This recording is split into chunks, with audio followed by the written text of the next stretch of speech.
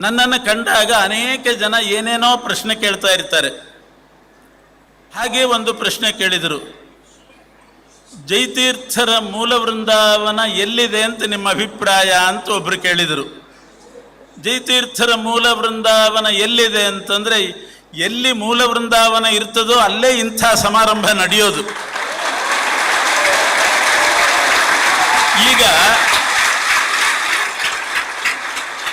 ನಾವು ನಮ್ಮ ಮನೆಯಲ್ಲಿ ನಮ್ಮ ಮೂಲ ಸ್ಥಳದಲ್ಲಿ ಸಮಾರಂಭ ಮಾಡುವಷ್ಟು ವೈಭವದಿಂದ ಸೌಕರ್ಯದಿಂದ ಇನ್ನೊಂದು ಕಡೆ ಹೋದರೆ ಮಾಡಲಿಕ್ಕೆ ಆಗೋದಿಲ್ಲ. ಅದನ್ನು ನೆನಪಿಟ್ಕೊಳ್ಳಿ.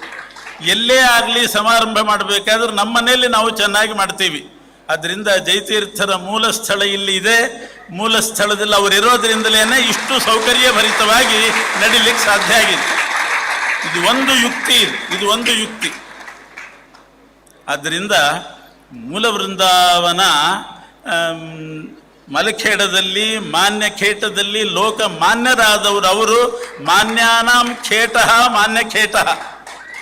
ಖೇಟ ಅಂತಂದರೆ ಒಂದು ಸ್ಥಳ, ಒಂದು ಊರು. ಮಾನ್ಯಾನಾಂ ವಿದ್ವನ್ಮಾನ್ಯಾನಾಂ ಲೋಕಮಾನ್ಯಾನಾಂ ವಿದ್ವನ್ಮಾನ್ಯಾನಾಂ ದೇವಮಾನ್ಯಾನಾಂ ದೇವೇಂದ್ರಾಣಾಂ ಖೇಟಃ ಮಾನ್ಯಖೇಟಃ ಅಂತ ಇದನ್ನು ಸ್ಪಷ್ಟವಾಗಿ ನಾವು ತಿಳಿಸಬಹುದಾಗಿದೆ. ಇದು ನಮ್ಮ ಅಭಿಪ್ರಾಯ.